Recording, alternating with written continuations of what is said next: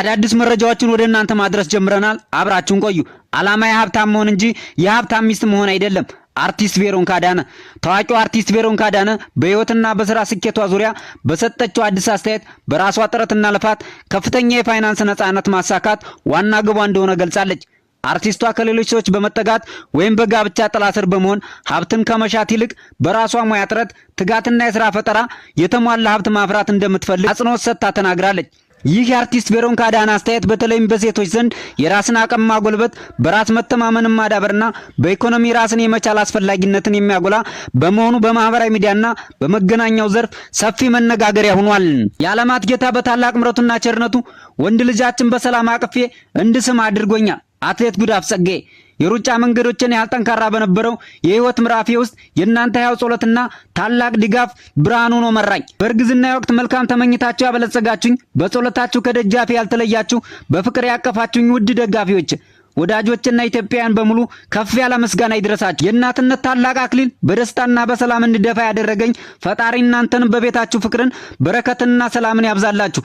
አዲሱን ልጃችን በጸሎት አስቡ። አትሌት ጉዳፍ ጸጋዬ በማህበራዊ ትስስር ገጿ ባሰራጨችው መረጃ ለሁሉም ኢትዮጵያውያን ደስታዋን አጋርታለች። ምርኮኛም ዳንሰኛም አይደለም ማርክ ያለ የሚል አካል ካለ ወጥቶ መመስከር ይችላል። አነጋጋሪ አምባሳደር ጀነራል ባጫ ደበሌ ንግግር።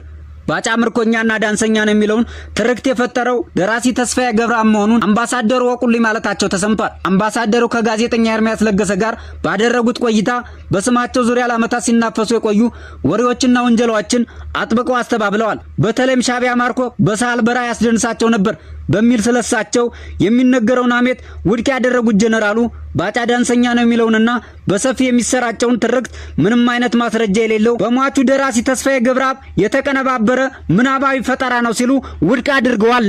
ጀነራልነትን የሰጠኝ ብሔራዊ ቲያትር አይደለም የሜዳ ተጋድሎ እንጂ ያሉት አምባሳደር ባጫ ደበሌ እርሳቸውን በምርኮኝነትም ሆነ በዳንሰኝነት የሚወነጅል ወገን ካለ የማረካከል ካለ ይውጣና ማስረጃውን ያቅርብ፣ በአደባባይ የሚናገር ሲሉ ጠንካራ ጥሪ አቅርበዋል።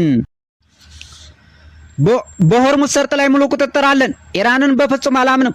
ዶናልድ ትራምፕ የአሜሪካው ፕሬዝዳንት ዶናልድ ትራምፕ አሜሪካ ስትራቴጂካዊ የሆርሙዝ ሰርጥን የባህር መስመር ላይ ሙሉ ቁጥጥር እንዳላት በመግለጽ በኢራን ላይ የሚሰነዝሩትን ጠንካራ ወቀሳ ቀጥለዋል። ፕሬዝዳንቱ በሜሪላንድ በሚገኘው ወታደራዊ ኤርፖርት ለጋዜጠኞች በሰጡት መግለጫ ኢራንን አላምንም፣ እንዴት እስላምናት እችላለሁ? እኔ ኢራንን የማላምን የመጨረሻው ሰው ነኝ።